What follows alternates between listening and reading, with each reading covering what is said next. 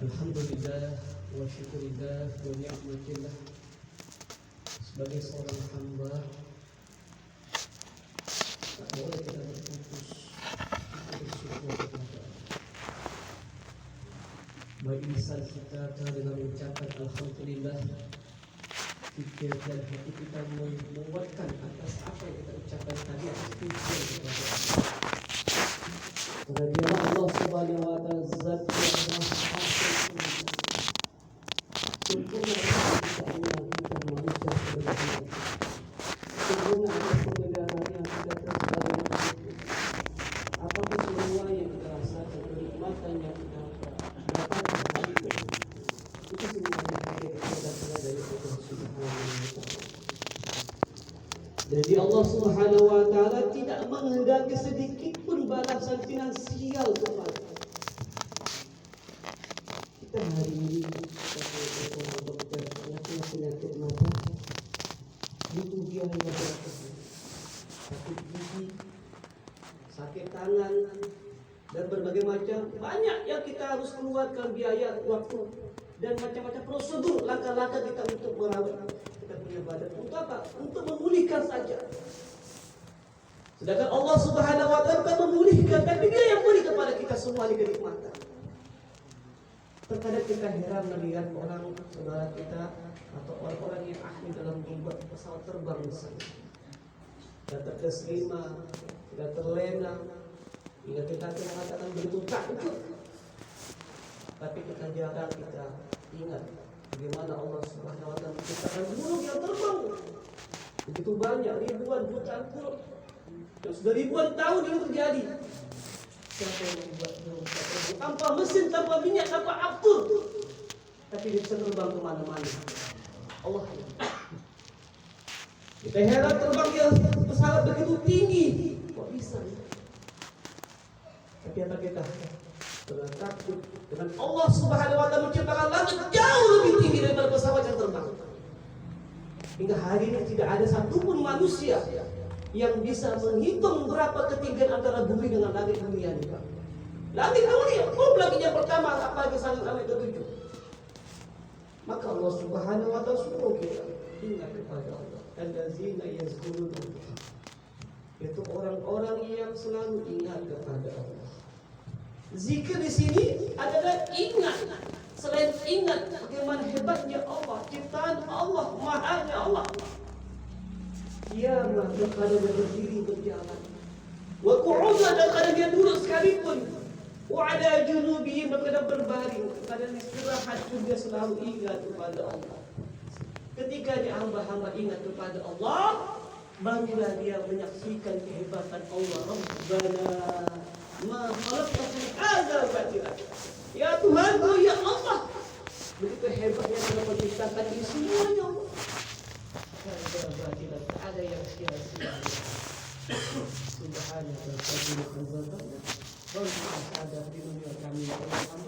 ada azab siksaan api neraka.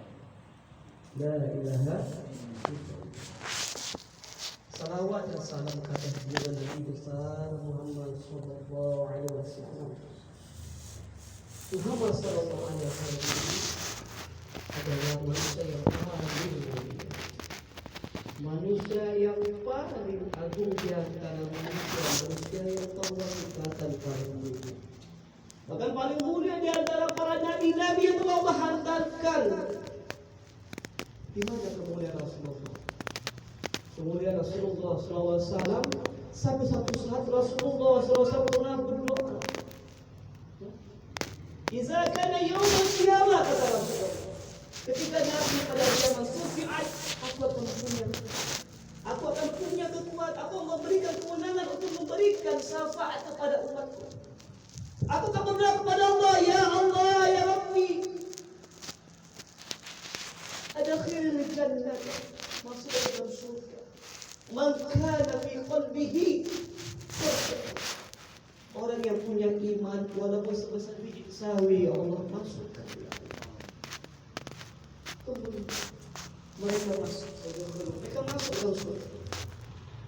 Summa aku kemudian aku berdoa lagi, ya Rabbi, adkhilil jannata man kana fi qalbihi ad'asha.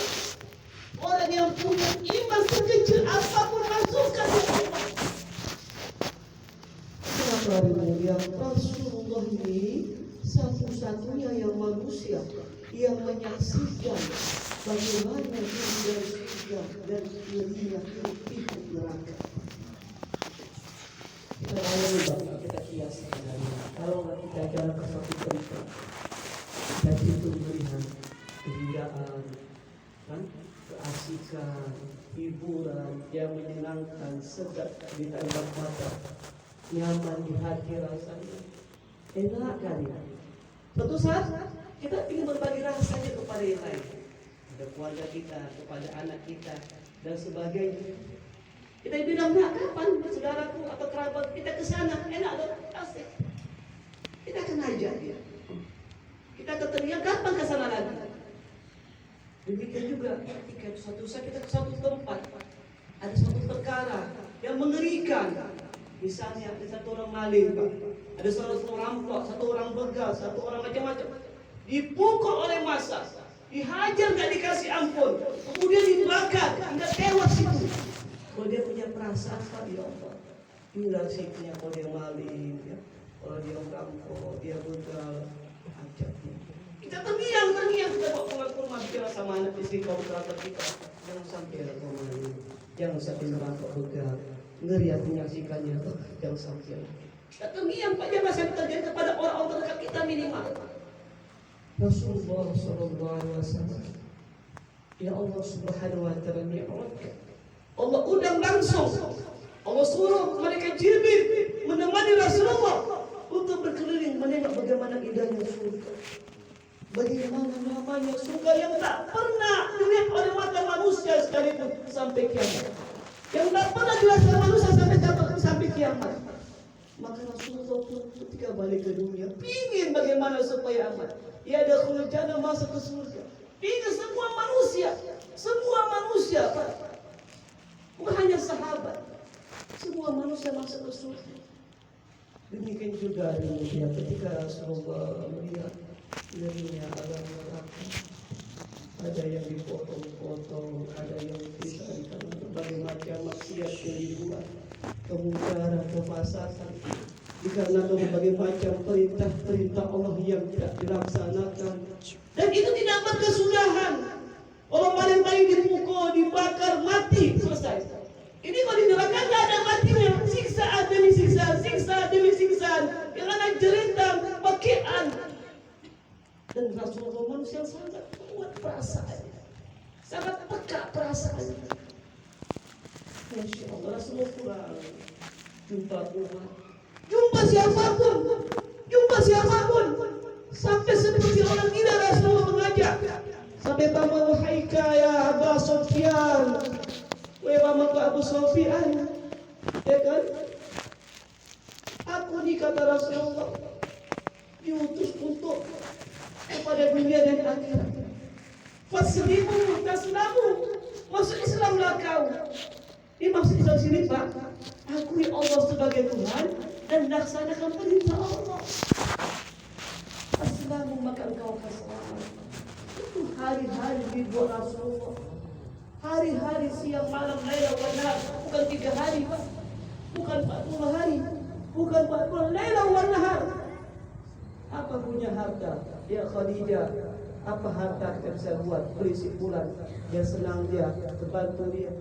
Kemudian diajak sampai bilang radhiyallahu anhu seorang budak. Maka Rasulullah ini seorang budak. Di Rasulullah bagaimana sebab beriman kepada Allah. Wahai Bilal, Bilal kan sebagai gandum, Pak. Gandum. Wah, tenaga yang kuat. Kata Rasulullah, wahai Bilal, silakan. Biar aku gantikan kerjaannya. Maka Rasulullah berkata, ya Bilal radhiyallahu anhu. Sudah selesai? Sudah Bilal. Ya udah. Tak ada terima kasih Pak. Tak terima kasih Bilal kepada Rasulullah. Hari kedua Rasulullah datang pun juga. Bilal di sana. Sudah. Setelah selesai sudah Bilal. Ya udah. Tak ada terima kasih Pak. Lawan pernah kerja kali ya. Pak, kita udah dibantu. Terima kasih enggak. Wow. Tapi Rasulullah istiqomah datang hari ketiga. Hal yang sama dibuat Rasulullah. Maka Bilal berkata, ya Muhammad. Bilal berkata Rasulullah ya, dites dulu.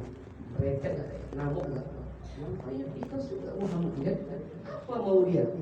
Tanya Rasulullah, ya Muhammad. Apa kehendak engkau? Kau berbuat seperti begini. Oh, yang punya satu aja itu. Apa itu? Beriman kepada Allah. Taati perintah Allah, tasnamu, tahu akan selamat. Maka bila masuk Islam,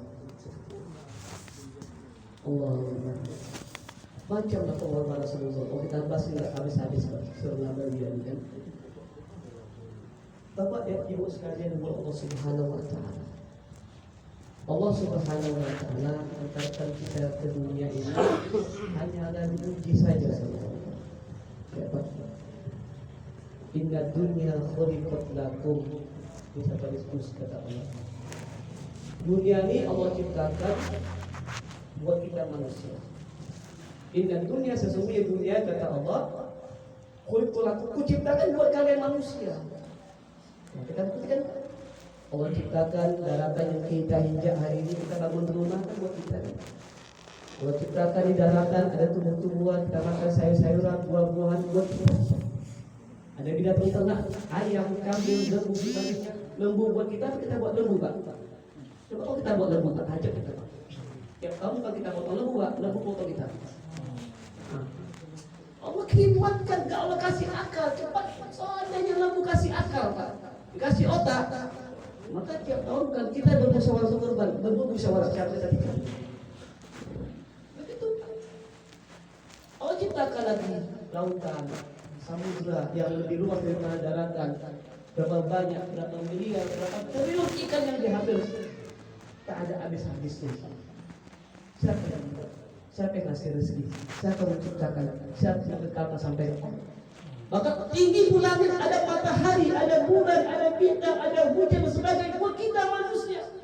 Bahkan malaikat yang gagah perkasa pun ada malaikat rahmat dan sebagainya buat kita manusia juga. Nah, terbuktikan kata Allah, inna dunya khuliqat lakum, menciptakan dunia buat kalian manusia. Sudah kita rasakan, sudah kita dapati. Wa antum kata Allah, dan kalian manusia khuliqtum lil akhirah, buat kehidupan akhirat. Buat kehidupan akhirat. Dan buat kehidupan akhirat itu bukan kepentingan Allah.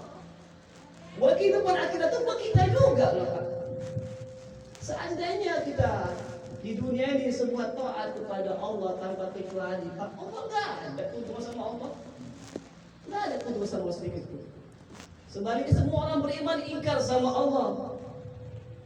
Enggak ada yang taat sama Allah. Termasuk malaikat pun dia ingkar sama Allah. Enggak ada rugi sama Allah. Kalau kita taat sama Allah, kita yang beruntung Pak. Sebagaimana tadi kita baca di awal tadi kan. Bismillahirrahmanirrahim.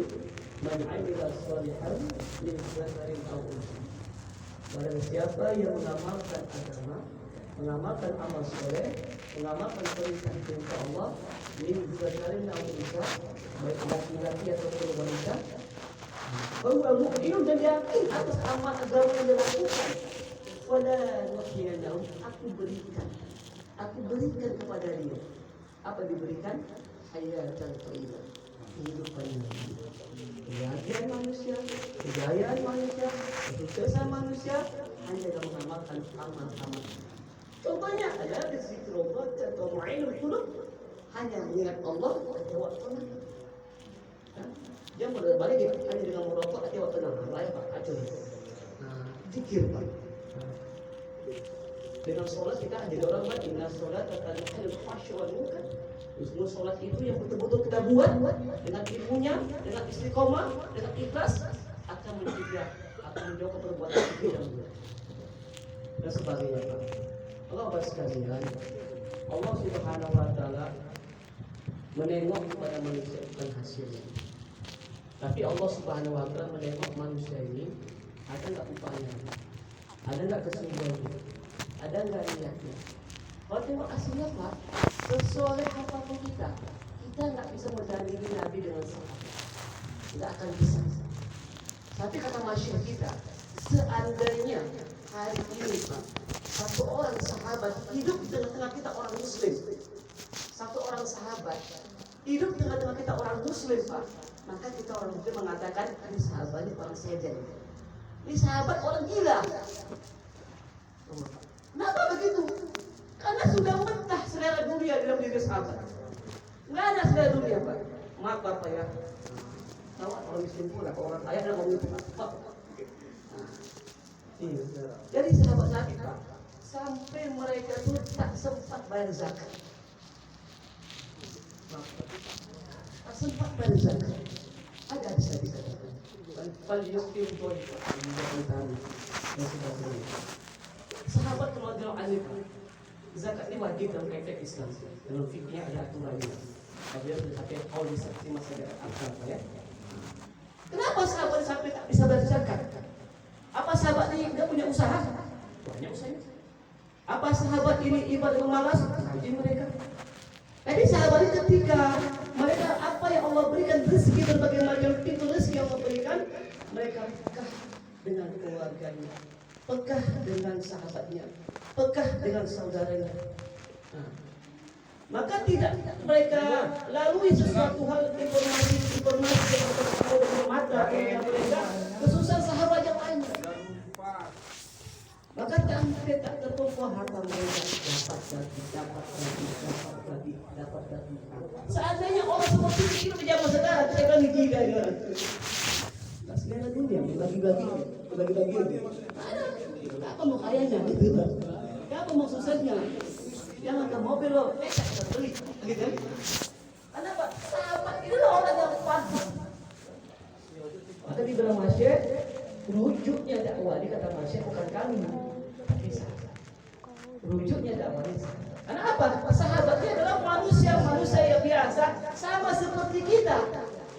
Tetapi mereka telah sukses mencontoh, mengikuti syariat agama dengan sempurna. Maka dalam sahabat itu diulang-ulang biar membekas, biar menjadi tabiat kita dalam kehidupan kita. Bilang kawannya ya dihafal, diulang-ulang, dipahami, usahakan diamalkan. Insyaallah Pak ya. Kadang juga sahabat ini adalah manusia yang selain Nabi yang Allah telah beri predikat radhiyallahu anhu. Dan kita pun kalau mau dapat ada jalannya. Wasabiqunal awwaluna minal muhajirin wal ansar. Orang-orang yang mengawalkan daripada perkara agama ini, kebangkitan daripada agama ini adalah para sahabat yang berhijrah, sahabat yang memperjuangkan agama, yaitu orang-orang Islam yang sungguh-sungguh bahwa harta buat diri mereka untuk memperjuangkan agama. Wal ansar, orang-orang yang membantu orang yang memperjuangkan agama. Sahabat dari Mekah ke Madinah disambut oleh orang Madinah. Orang Ansar kerjasama dari mana dibuat jemaah lagi, berbagai macam tempat, berbagai macam daerah negeri itu terjadi. Wallazina tabauhum bi ihsan, Yang mana siapa kata Allah Subhanahu wa taala mencontoh seperti perjuangan Nabi dengan sahabat dengan harta diri mereka. Alladzina amanu wa jahadu wa jahadu fi sabilillah bi amwalikum wa anfusikum a'zamu darajatan 'inda Allah. Allah kata derajat. Siapa yang mencontoh Nabi dengan sahabat memperjuangkan agama dan membantu orang-orang memperjuangkan agama, harus semua menjadi orang muhajirin dan orang ansar, walladzina tabi'u bi ihsan seperti mereka. Maka Allah berikan radhiyallahu anhum wa radwan. Ridho Allah Subhanahu wa taala. Tidak pas sekalian, Masya Allah. Agama ini Pak akan paham dengan pengertian. Baik dia laki-laki, baik dia wanita. Maka contoh kita Nabi SAW. Bagaimana dengan kita sering dengar Pak ya? Cerita ketika Rasulullah SAW pulang daripada dakwahnya, kemudian menjumpai Siti Khadijah radhiyallahu anha yang sedang menyusui Fatimah Az-Zahra dalam keadaan susu sedang mengering. Maka dikatakan keluar darah yang sudah kering, sudah lemas Khadijah. Maka Rasulullah melihat itu mujahadahnya istri Khadijah, wahai istriku, sinilah Fatimah. Maka Rasulullah dirubuk diserahkan. Setelah tidur Fatimah radhiyallahu anha, maka kata Rasulullah di kasur. Maka Rasulullah memerhati juga Siti Khadijah dulu. Rasulullah pun tidur di pangkuan Siti Khadijah radhiyallahu anha. Karena begitu lelahnya Rasulullah SAW dia tertidur. Nah, tak sengaja Rasulullah bangun, terasa membasah pipi Rasulullah. Dan Rasulullah sadar ini ada tetes air mata. Kepada tetes mata istriku Khadijah radhiyallahu anha. Maka kata Rasulullah, istriku Khadijah, kan, kenapa kau menangis? Apakah kau menyesal bersuamikan Muhammad? Yang tadi kau kaya raya, sekarang kau miskin apa? Yang tadi kau bangsawan, diulurkan orang, sekarang orang banyak menghina, menjemekkan kau. Dunia tak ada apa. Maka kata Khadijah radhiyallahu anha, tidak ya Rasulullah, tidak ya Nabi Allah. Yang aku tangiskan hati sudah habis harta yang aku punya. Tak ada lagi harta yang saya korbankan untuk agama ini. Bahkan jika ada pun tak ada lagi. Sedangkan agama ini buruk banget masih banyak orang jauh daripada agama ini. Ya Rasulullah, seandainya nanti ketika aku mati ya Rasulullah, ketika aku mati nanti ya Rasulullah, ketika itu kau berjuang untuk agama Allah, kau menyeberangi suatu sungai dan situ tak ada tempat untuk menyeberang ya Rasulullah, kau gali kuburku ya Rasulullah, kau ambil tulang belulangku ya Rasulullah.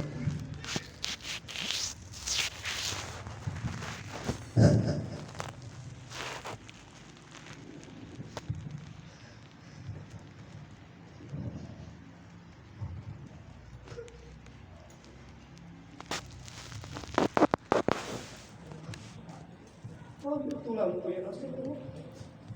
Jadikanlah tulangku sebagai jembatan yang tidak terseberangi untuk menyampaikan agama kepada umat ini ya Rasulullah.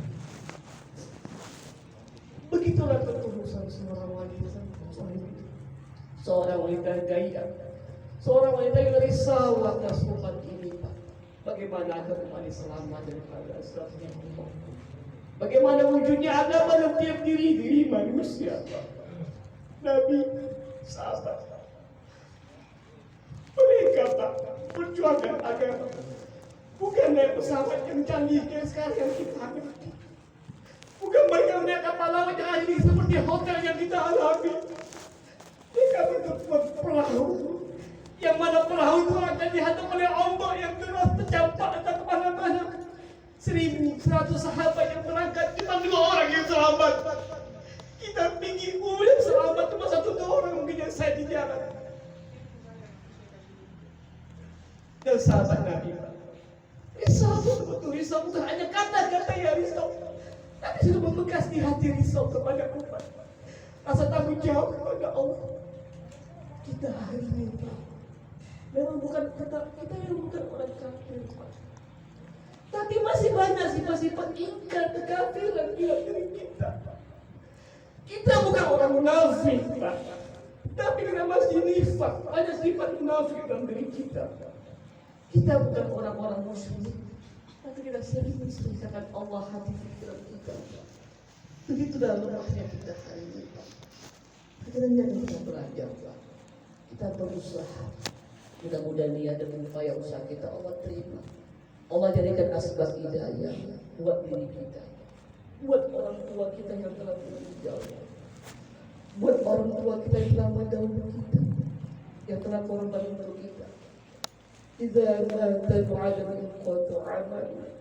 Apabila seorang manusia mati, kata Rasulullah, inqata amal, seluruh amalan terputus. Idza min salasah, kecuali 3 perkara. Shadaqatul jariyah, sedekah jariah. Kita balik-balik kita kalau punya harta, Pak, bantu, Pak, bantu. Ini harta kita, Pak. Harta yang kita punya ini, harta yang nanti, yang halal dihisab, Pak. Yang haram harus dicampakkan dalam neraca, Pak. Yang dihisab oleh Allah itu harta yang halal. Harta yang haram dicampak. Kalau kita punya tenaga, gunakan tenaga kita untuk bantu orang. Fairnas anfa'uhum linnas. Sebaik-baik manusia yang bisa buat manfaat buat manusia. Apa Allah beri gunakan untuk bantu orang. Bidayah. Au ilmu yang tanfa'u fi kata Nabi. Ilmu yang bermanfaat. Kita mengajak orang kepada Allah. Kita mengajak orang pada kebaikan. Kita memperjuangkan agama. Subhanallah, Pak. Ini pahala yang tak terkira, Pak. Kalau kita ikhlas, Pak, ya. Ikhlas, Pak, jangan ada kepentingan di sini. Kita buat dakwah, kita mau menyampaikan ilmu, kita memperjuangkan agama, luruskan ya kita hanya untuk mencari ridha Allah. Jangan ada hal-hal yang lain. Jangan minta dimuliakan, jangan minta satu posisi, jangan, Pak. Habis niat kita. Ini asbabul urut innamal a'malu binniyat. Ini hadis ini, Pak, turunnya ketika itu orang-orang munafik ikut serta dalam berhijrah. Maka Allah kasih tahu, ya Rasulullah, ini ada sahabat yang dia ada kawan-kawan yang berjuang tak sama niatnya. Ada nih karena wanita, ada karena dunia, ada juga karena Allah dan Rasulnya. Teruskan mereka. Dan dia terjadi sampai kiamat, Pak. Itu zaman sahabat atau zaman kita sekarang ini, Pak. Allahu Akbar. Cuma yang saya dulu menuduh, oh itu niatnya karena Tuhan. Jangan, Pak. Kita apabila terbesit pikiran niat kotor tadi, astagfirullahaladzim, ya Allah. Kasih niat, sifat saya yang kelima, ya.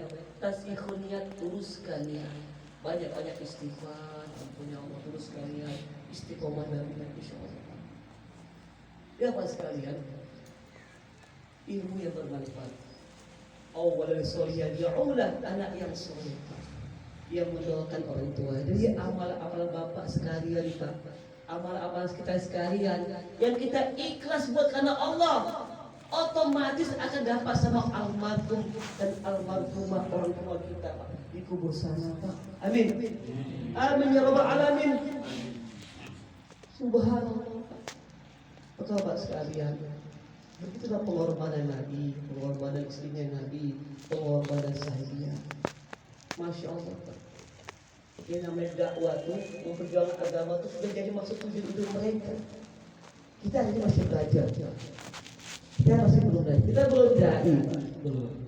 Kita baru belajar dari dai. Kita belum taat, Pak, belum. Kita masih belajar taat. Kita masih belajar takwa. Kenapa iman Nabi itu terus naik? Iman sahabat naik turun. Iman kita keluar masuk. Kalau sahabat Nabi, samina wa ata'na. Apa kata Allah Rasulnya? Dengar wa ata'na. Kalau Bani Israil, samina wa asaina. Apa kata Allah Rasulnya? Ikan. Oh kita, Pak, samina wa tafakarana. Apa kata Allah Rasulnya? Pikir dulu ya, mana contoh ya. Astagfirullahaladzim. Itulah saya Pak. Masya Allah. Mudah-mudahan tak. dengan dakwah ini Pak. Apa tujuan kita dakwahnya? Ibu-ibu ya sahabat sekalian, ibu-ibu ini diajak Bapak karena cintanya Bapak sama ibu-ibu. Ya, supaya apa? Kita dalam dakwah ini Pak, bukan lagi cerita semuanya hidup semati Pak. Kalau hidup semati itu belum lagi setia. Udah mati, berarti nasi-nasi. Alhamdulillah. Hidup semati dan sehidup lagi kekal di akhirat Pak. Iya, kekal di akhirat. Ibu-ibu ini akan jadi apa? Jadi ratu bidadari di surga. Apa namanya? Ainul Madia ya? Ainul Madia, mata yang indah. Ingat satu ketika ceritakan suaminya mati dalam keadaan dakwah, mati corong dari istrinya pun wanita soleh mati dalam corong dari sama-sama mati syahid di jalan Allah, istiqomah memperjuangkan agama. Maka ketika nanti di alam surga sana apa ya? Masya Allah. Ini suaminya ini akan mencari istrinya. Istrinya dikatakan menjadi ratunya bidadari. Ainul Madia. Maka datanglah suaminya ke tempat istrinya tinggal. Istrinya udah menunggu Pak. 500 tahun sebelum suaminya datang. Ngapain Pak? Bersolek, bermakeup, bersolek, bermakeup, bersolek, bermakeup. Cantik kurang cantik, cantik kurang cantik. Tapi itu halal Pak. Jadi dunia itu bongbong biaya aja Pak. Nanti kan aku ingat bentor lagi. Kan? Marah-marah, rusak muka awak. Banyak orang kimia menempel keriput jadinya. Nauzubillah. Kalau di surga apa? Cantik, memang makin cantik, makin cantik luar biasa. Saking cantiknya suami masuklah ke tempatnya. Awal masuk jumpa lah kebun-kebun rumah.